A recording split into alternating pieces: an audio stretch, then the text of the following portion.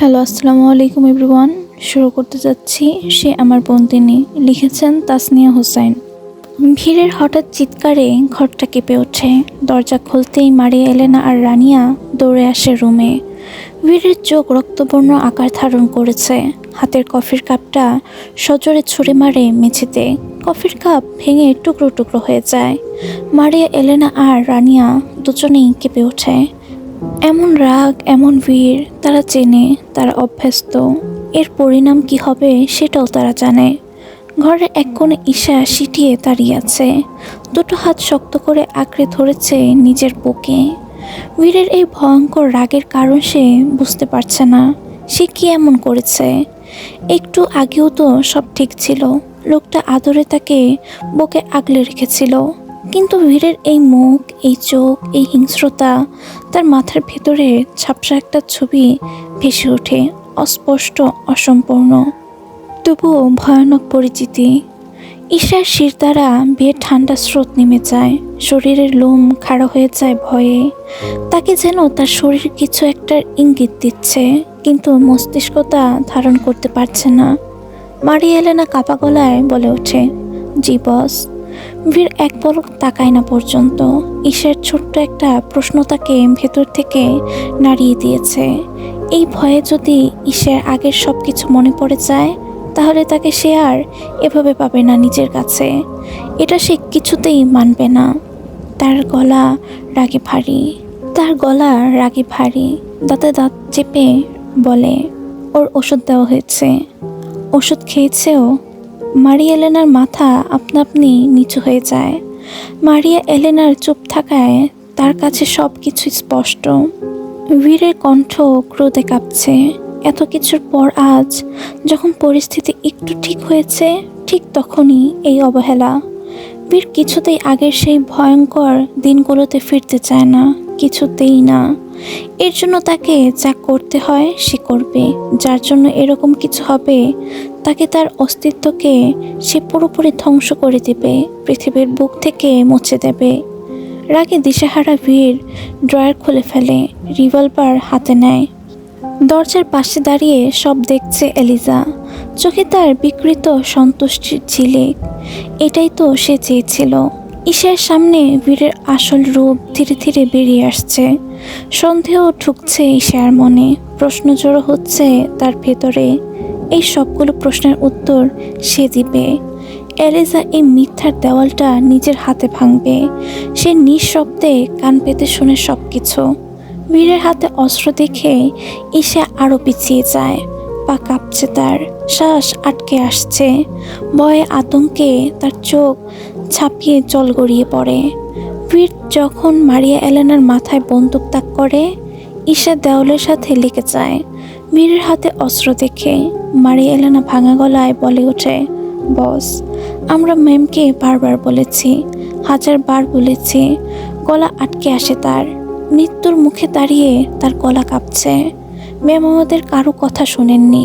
একটু থেমে সাহস জড়ো করে বলে, তিনি সকাল থেকে কিছু খাননি, কোনো ওষুধও নেননি। বীরের চোখ আরো অন্ধকার হয়ে ওঠে। মারিয়া এলেনা দ্রুত বলে, ম্যাম এখন আমাদের কোনো কথাই মানেন না বস। আমরা তো আর জোর করতে পারি না। তার কণ্ঠে অসহায়ত্ব স্পষ্ট। এরকম কিছু তো আপনি আমাদের বলেননি। আমরা তো আমাদের দেওয়া কাজের বাইরে গিয়ে কিছু করতে পারবো না, সেই অনুমতি আমাদের নেই। উল্টো ডাক্তার বলেছে ম্যামকে হাইপার না করতে। মারিয়া এলেনা ঢোক গিলে নেয়। রানিয়া মাথা নিচু করে দাঁড়িয়ে আছে। উনি উত্তেজিত হলে মাথার চাপ পড়বে, এমনকি সেন্সলেসও হয়ে যেতে পারে। ডাক্তার বলেছে সেন্স চলে গেলে পরিস্থিতি খারাপের দিকে যাবে। এরপর আর সেন্স নাও আসতে পারে, এমনকি উনি কোমায়ও চলে যেতে পারেন। আপনিও বলেছেন ডাক্তার যা বলেছে সেই অনুযায়ী করতে। যদি ম্যামের কিছু হয় সব দায়িত্ব আমাদের ওপরই পড়বে বস। আমরা কি করব? বীরের রাগ তখন নিয়ন্ত্রণের শেষ সীমানায় ছুঁয়ে ফেলেছে। তার চোখ অন্ধকার হয়ে ওঠে। চিরবিড়িয়ে বলে, সেটা আমাকে জানানো হলো না কেন? ঘর জুড়ে নেমে আসে নীরবতা। মারিয়া এলেনা আর কিছু বলতে পারে না। বীর ধীর পায়ে ঈশার দিকে এগিয়ে আসে। তার প্রতিটা পদক্ষেপ ঘরের বাতাস ভারী করে তোলে। ঈশায়া বীরের এই রূপটা সহ্য করতে পারছে না। এই মানুষটার চোখে এখনো কোনো নরমতা নেই, শুধু হিংস্র নিয়ন্ত্রণ, যা সে চায়নি। বীর সামনে এসে এক ঝটকায় ঈশার মুখ চেপে ধরে। আঙুলের চাপে ঈশার ঠোঁট কেঁপে ওঠে। বীর হিসিয়ে বলে, সাহস খুব বেশি বেড়ে গেছে, তাই না? আমার উপরে যাওয়ার চেষ্টা করছিস। গলায় চাপা আগুন। কিছু বলি না দেখে মাথায় উঠে গিয়েছিস। ভালো ব্যবহার সহ্য হচ্ছে না তোর, তাই না? কি মনে করিস নিজেকে? আর একদিন যদি আমার কথার অমান্য করিস তাহলে খুব খারাপ হবে। আমার খারাপ রূপ সামনে আনতে বাধ্য করিস না আমাকে। ঈশার চোখ বেয়ে নিঃশব্দে পানি গড়িয়ে পড়ে। ভয়, অপমান আর অসহায়ত্ব একসাথে বুকের ভেতর জমে ওঠে। কিন্তু বীরের চোখে এখন তার এক ফোঁটা পানিরও কোনো মূল্য নেই। সে নিষ্ঠুর ভঙ্গিতে ঈশার গাল ছেড়ে দেয়। তুই আর এই রুম থেকে এক পাও বের হবি না। ঈশা চোখ, একটা শব্দ বের করে না তার মুখ থেকে। এই নীরবতায় ভীরকে আরও উস্কে দেয়। চোয়াল শক্ত করে সে হঠাৎ ঈশাকে টান দিয়ে বিছানার উপর ধাক্কা মারে। ঈশার শরীরটা ম্যাট্রেসে আছড়ে পড়ে। বীর এক পা বিছানায় তুলে ঈশার দিকে ঝুঁকে বলে, কথা কানে যায় না? কি বলছে শুনতে পাসনি? ঈশা কাপা শরীরে কান্না মাখা গলায় মাথা নাড়িয়ে সায় দেয়। সে শুনবে, সে সব শুনবে। বীর যা বলবে। বীর আর একবার তার দিকে তাকায়, চোখে ঠান্ডা সতর্কতা। তারপর মারিয়া এলেনার দিকে ঘুরে দাঁড়ায়। ওর মেডিসিন নিয়ে কোনো প্রকার হেরফের হলে আমি কাউকে আস্ত রাখবো না। ও যদি ওষুধ না খেতে চায় তখনই আমাকে জানাবে, বজ্রকণ্ঠে চিৎকার করে বলে ভীর। খাবার নিয়ে আসো ওর জন্য, আর ওষুধ দাও। বীরের কথা শেষ হতেই মারিয়া এলেনা মাথা নিচু করে ঘর থেকে বেরিয়ে যায়। কিছুক্ষণের মধ্যেই মারিয়া এলেনা খাবারের ট্রলি ঠেলে ভেতরে ঢোকে। ধাতব ট্রলির চাকায় হালকা শব্দ হয়, যা ঘরের নীরবতাকে আরও ভারী করে তোলে। বীর ডিভানে পায়ের ওপর পা তুলে বসে আছে নির্লিপ্ত ভঙ্গিতে।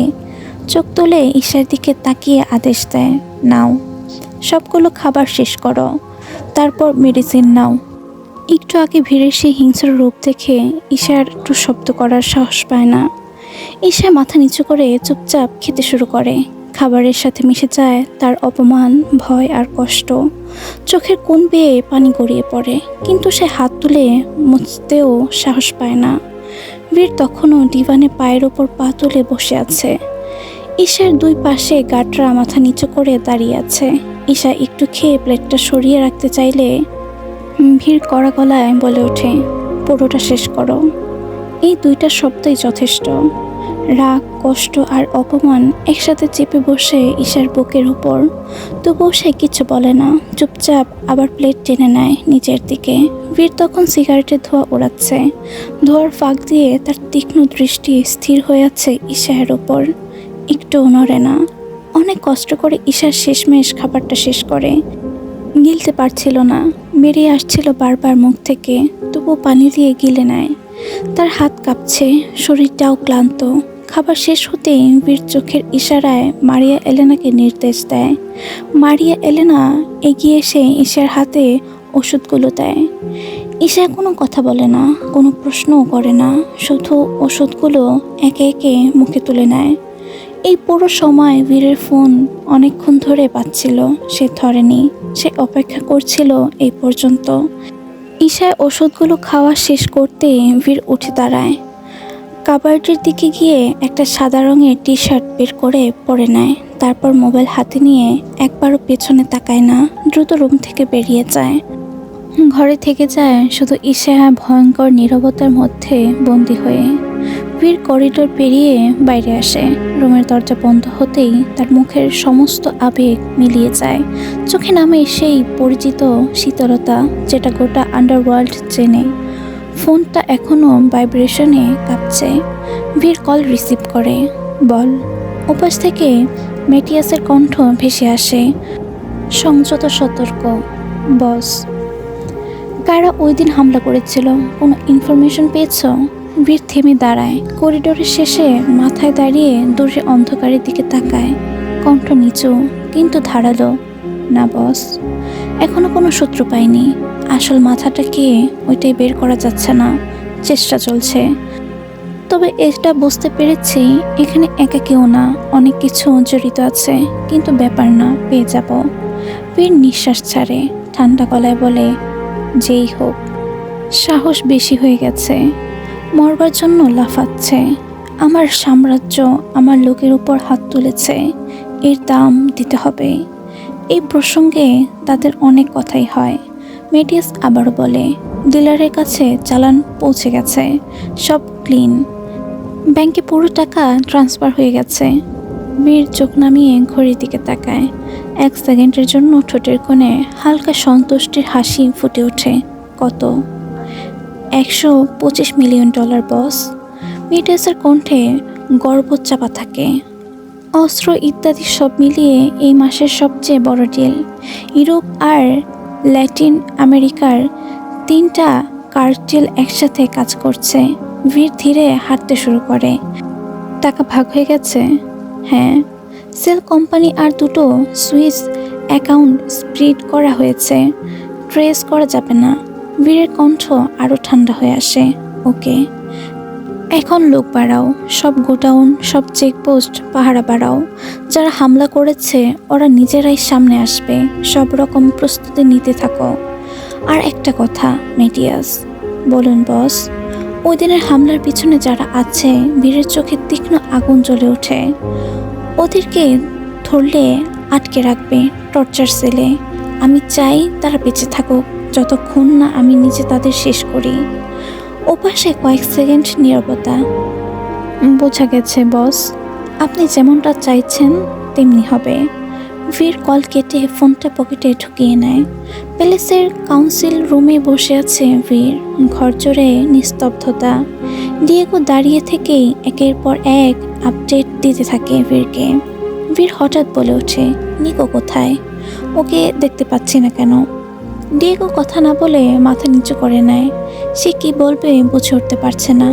বীর অপেক্ষা করে না, পকেট থেকে ফোন বের করে নিকোকে কল দেয়। 1 বার, 2 বার, 3 বার। বারবার ফোনের শব্দে বিরক্ত হয় নিকো। ওপর থেকে নেমে আসে। এতবার তাকে কে কল করতে পারে সেটা সে ভালো করেই জানে। নিকো কল রিসিভ করে কণ্ঠে হালকা হাসি দিয়ে বলে, হ্যালো ব্রো। বীর কিছু বলতে গিয়েও থেমে যায়। তার কণ্ঠ চাপা উদ্বেগ। এত হাঁপাচ্ছিস কেন? কোনো সমস্যা? কিছু হয়েছে? বীরের কণ্ঠে পরিবর্তনটা নিকো ধরতে পারে। সে মাথা চুলকে হালকা হেসে বলে, না ব্রো, এই তো একটু এক্সারসাইজ করছিলাম, এই আর কি, এই জন্য। বীর বুঝে নিকোর কথার মানে। সে আর কিছু না বলে কথা ঘুরিয়ে নেয়। তোর জন্য রোলস রয়েস ফ্যান্টম গাড়ি আর রেবেটা পিস্তল অর্ডার দিয়েছি, পিক করে নিস। বীরের কথা শুনে নিকোর কণ্ঠ বদলে যায়। খুশিতে উচ্ছ্বসিত হয়ে বলে ওঠে, thank you bro, thank you, thank you so much. Bir আর কোনো কথা না বলে নিঃশব্দে কল কেটে দেয়। নিকো ফোন নামিয়ে রাখতে পেছন থেকে আনুশকা তার উন্মুক্ত শরীর জড়িয়ে ধরে। কণ্ঠে নরম ফিসফিস করে বলে, কি হলো বেবস, এত খুশি কেন?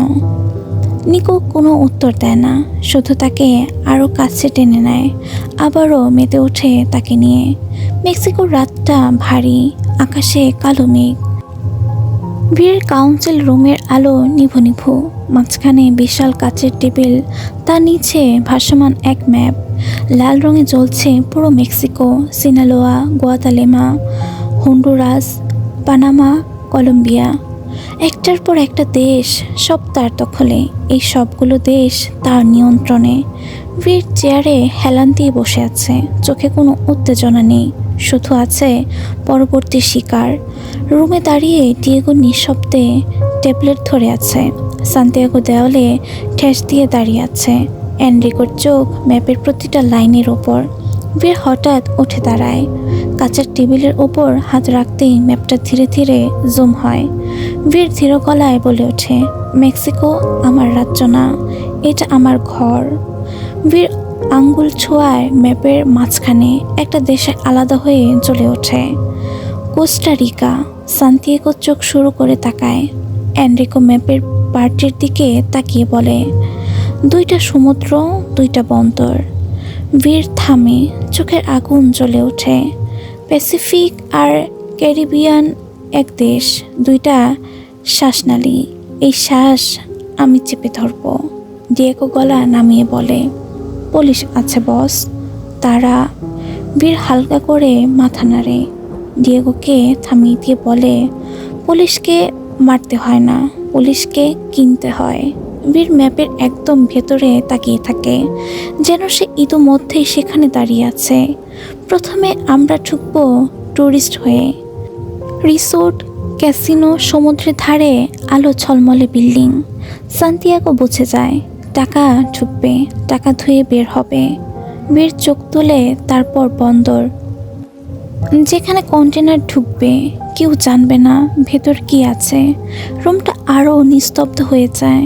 আর যেদিন ওরা বুঝবে, সেদিন দেশটা আর তাদের থাকবে না।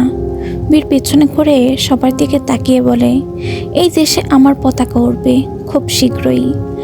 ম্যাপের কোস্টা রিকার রং ধীরে ধীরে বদলায়, সবুজ মিলিয়ে গিয়ে লাল। ডিয়েগো নিঃশ্বাস ছাড়ে। সান্তিয়াগো আর এনরিকো একে অপরের দিকে তাকায়। এই দেশের কপাল লেখা হয়ে গেছে। বীর চেয়ারে বসে শেষ কথাটা বলে, মেক্সিকোর বাদশা থামে না। যেখানে সমুদ্র আছে, সেখানে আমার ছায়া পড়বেই।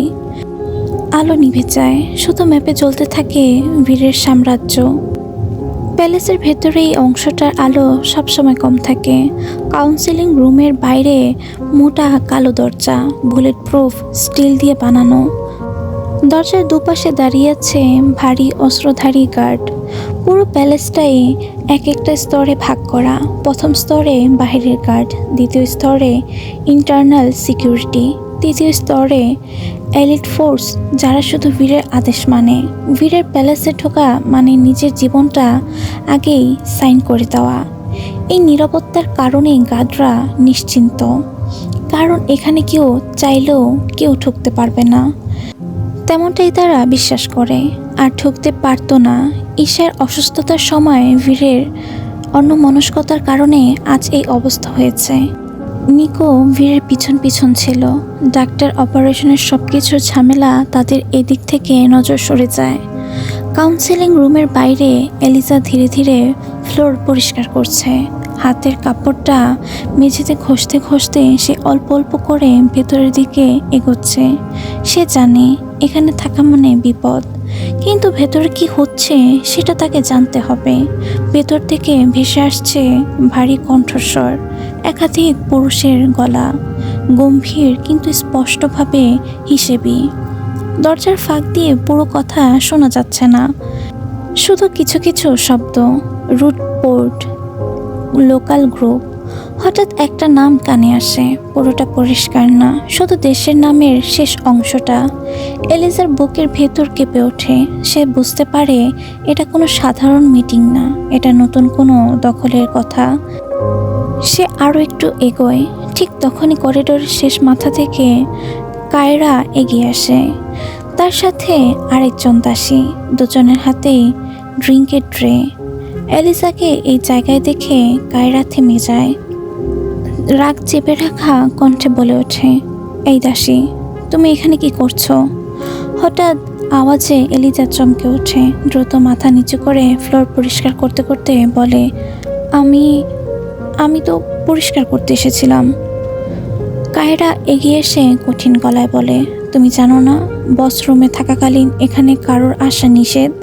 এই করিডোর খালি থাকে। যখন বস মিটিংয়ে থাকে তখন এখানে কেউ আসে না। বস জানলে তোমার শেষ দিন আজ। এলিজা ভয়ে হাত জোর করে ফেলে। চোখ নামিয়ে কাপা গলায় বলে, দুঃখিত, আমি জানতাম না। আর কখনো এমন হবে না। যাও এখান থেকে। কায়রা একবার চারপাশে তাকায়, তারপর গার্ডের দিকে চোখ ঘুরিয়ে বলে, বস রুমে থাকাকালীন এই করিডোরে কেউ যেন আসতে না পারে। সতর্ক থাকবে। গার্ডরা মাথা নেড়ে সম্মতি জানায়। কায়রা দরজার সামনে দাঁড়িয়ে এক মুহূর্ত থামে, তারপর কোড দিয়ে দরজা খুলে ভেতরে ঢোকে। বীর টেবিলের মাথায় বসে, ডিয়েগো, সান্তিয়াগো, এনরিকো আর বাকিরা চারপাশে। কায়রা একে একে সবার হাতে ড্রিঙ্ক তুলে দেয়। কারোর চোখ তার দিকে যায় না। বীর নিচু গলায় বলে, এই দেশটা নিলে আমাদের রুট ক্লিয়ার হয়ে যাবে। বীর ড্রিঙ্কের গ্লাসটা হাতে নিয়ে ধরে ঘোরায়। এলিজা কায়রা যাওয়ার পর সেখান থেকে দ্রুত সরে যায়। সে পুরো কথা শুনেনি, কিন্তু এতটুকু বুঝেছে একটা দেশ আবার দখল হতে চলেছে, আর এটা তাকে দ্রুত ডন লুকাকে জানাতে হবে।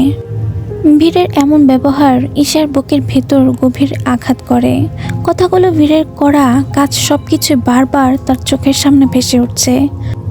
হঠাৎ করে কেন এমনটা হলো সে জানে না। সব কিছুই তো সুন্দর ছিল, সামান্য ওষুধের জন্য এত কিছু। ঈশার চোখে জমে ওঠা কষ্ট সে কাউকে দেখাতে পারে না। চুপচাপ শুয়ে থাকে বিছানায়। শরীরে দেওয়া ওষুধের প্রভাব ধীরে ধীরে কাজ করতে শুরু করে। চোখের পাতা ভারী হয়ে আসে। কষ্ট, ভয়, অসহায়তা সব একসাথে মিশে যায়। কিছুক্ষণের মধ্যেই ঈশা ঘুমিয়ে পড়ে। ঈশাকে ঘুমিয়ে যেতে দেখে মারিয়া এলেনা রানিয়ার রুমের আলো নিভিয়ে দেয়। তারপর কোনো শব্দ না করে ঘর থেকে বেরিয়ে যায়।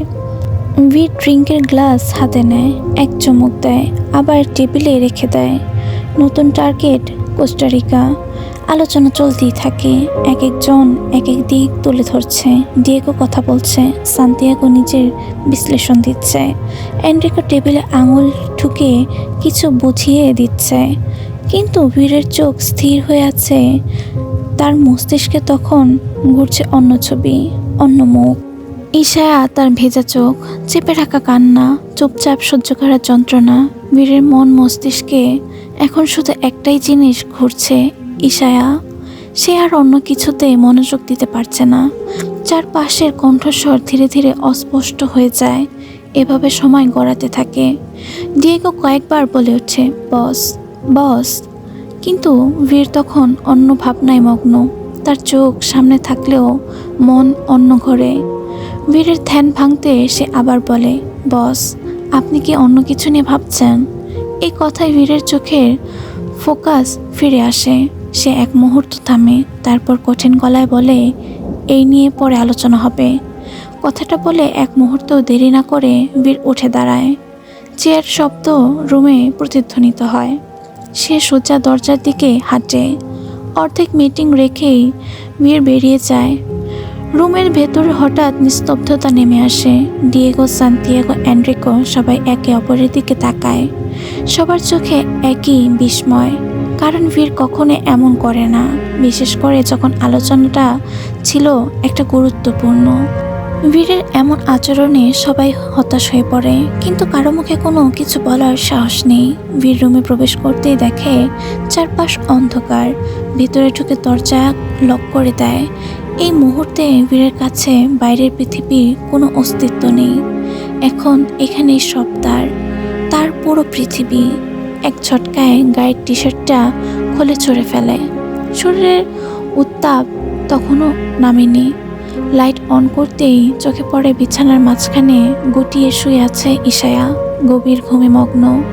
কিন্তু শরীরের বেহাল দশা চোখ এড়ায় না তার।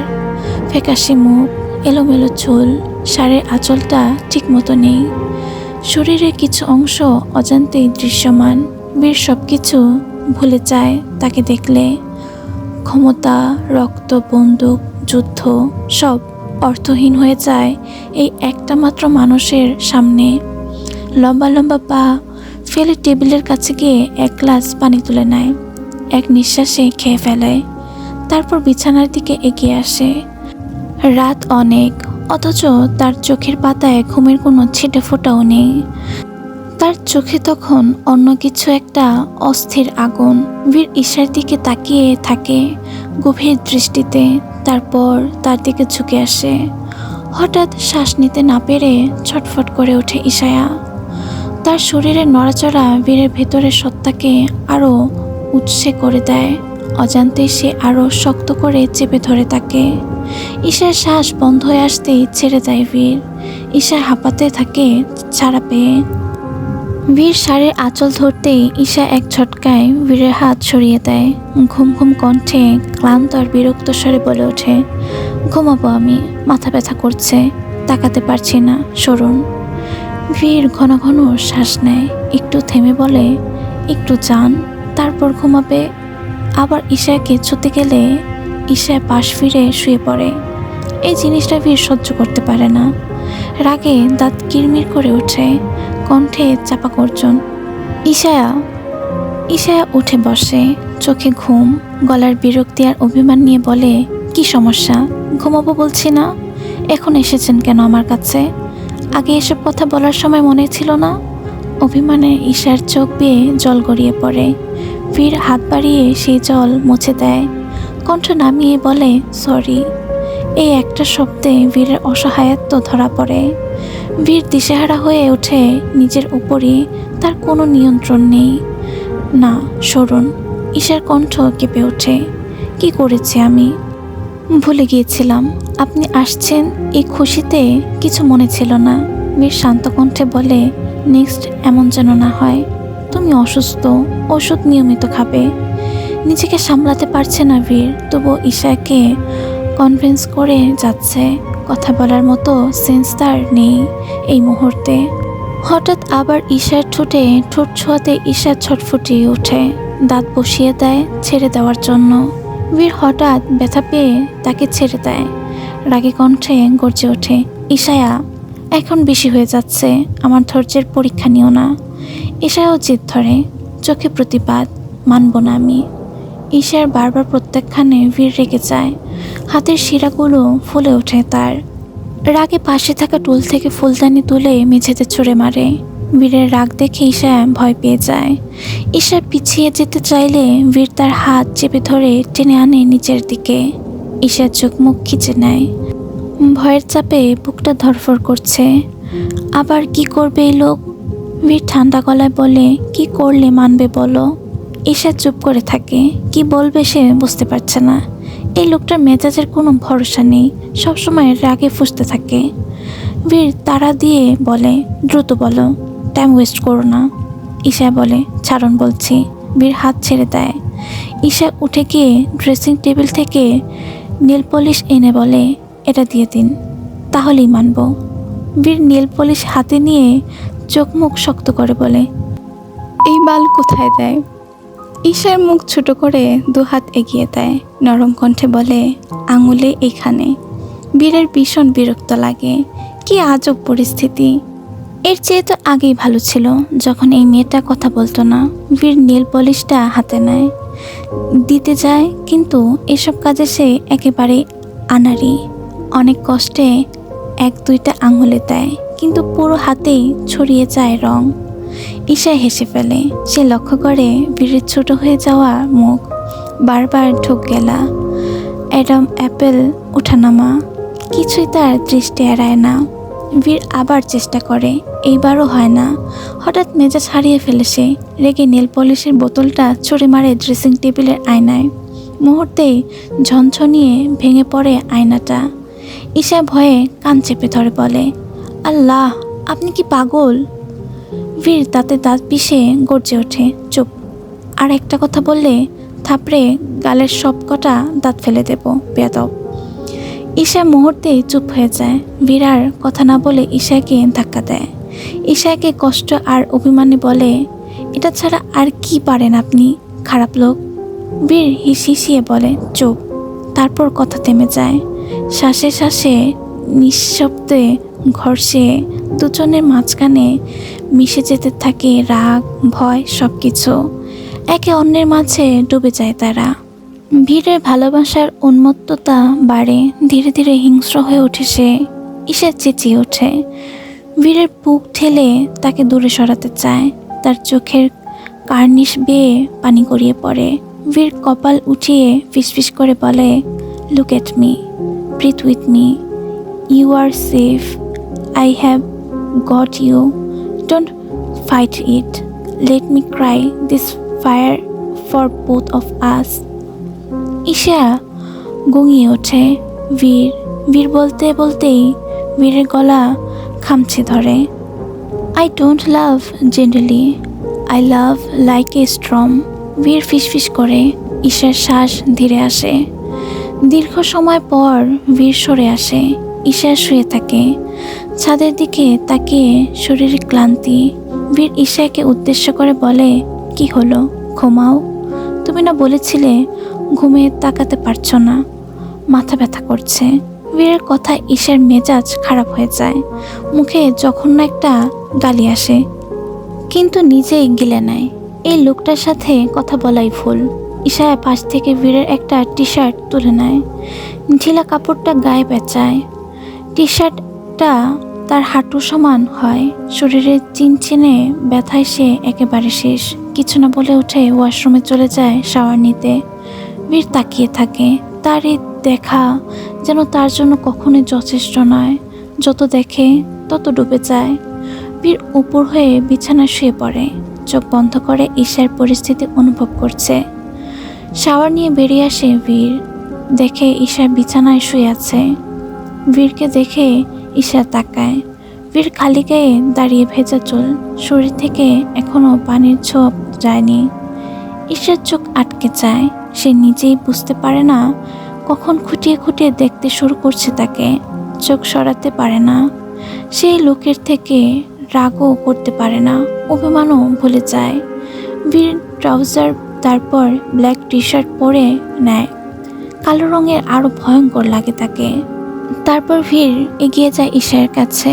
এক মুহূর্ত দেরি না করে তাকে কোলে তুলে নেয়। হঠাৎ করে কোলে তোলায় ঈশা ভয় পেয়ে যায়। অবচেতনে বীরের গলা আঁকড়ে ধরে। ঈশা কাঁপা গলায় বলে, কি হয়েছে, এভাবে কোলে তুললেন কেন, কোথায় যাচ্ছেন এত রাতে? বীর শান্ত গলায় বলে, তখন না বললেন একসাথে ডিনার করবেন, আমার জন্য রান্না করেছেন, ভুলে গেলেন ম্যাডাম? বীরের কথায় ঈশা অবাক হয়ে যায়। তার চোখ বড় হয়ে ওঠে। মনে আছে এই লোকের, কিন্তু সে নিজেই তো ভুলে গিয়েছিল। বীর ঈশাকে শক্ত করে ধরে রেখে নিচে নেমে যায়।